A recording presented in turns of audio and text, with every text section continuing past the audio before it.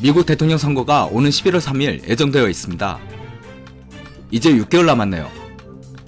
그런데 이 선거에서 재선을 노리는 트럼프 대통령의 지지율이 큰일 났습니다. 4월에 시행한 여론조사에서 민주당 바이든 후보가 48.3% 지지하는 데 비해 트럼프 대통령은 42%에 그쳤습니다. 트럼프 대통령은 바이든 후보에게 6.3% 차이가 납니다.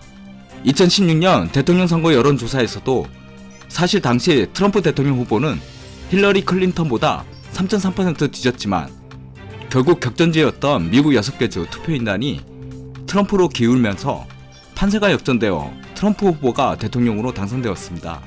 그렇지만 이 미국 6개 주 여론조사 결과가 심상치 않습니다.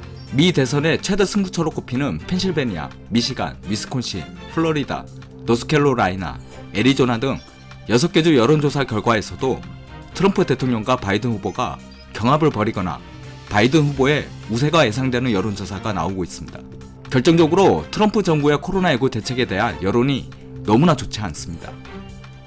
지난 4월 18일 메릴랜드 레리 호건 주지사가 한국인 아내와 함께 한국과의 친교 활동으로 한국 진단키트를 대고 공수해온 사실은 트럼프 정부의 코로나19 방역 능력에 대한 불신감을 더욱 고조시켰습니다.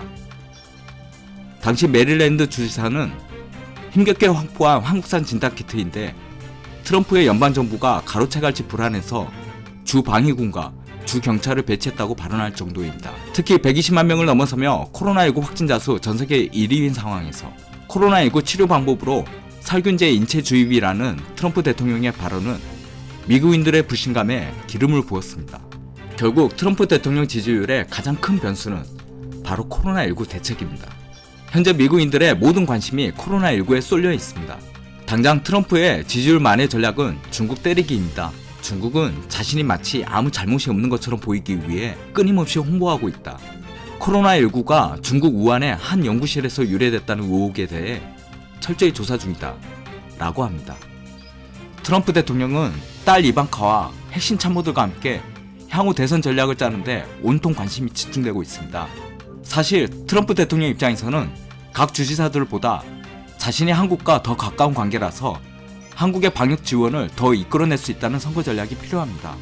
그동안 자신의 치적으로 내세울 수 있는 한국과의 방위비 협상이 남아있기에 한국에 매달릴 수 없는 입장이었습니다. 그렇지만 지지율이 계속 하락하고 미국 내 한국 방역에 대한 신뢰가 더더욱 커져가는 상황인데 반해 트럼프 정부의 코로나19 방역에 대한 불신감이 커져갈수록 한국의 방역 지원이 더욱 절실해질 수밖에 없고 트럼프의 대통령 재선에 한국이 키가 될 수 있습니다. 더욱이 북한이라는 존재는 앞으로 트럼프 입장에서 중요한 화두가 될 수 있습니다. 재선이 확실하다면 북한이 도발하지 않고 현 상황을 유지하기만 해도 되지만 여론조사에서 계속 바이든 후보에게 밀리게 되면 북미 정상회담을 카드로 꺼내야 하는 상황이 벌어질 수도 있습니다.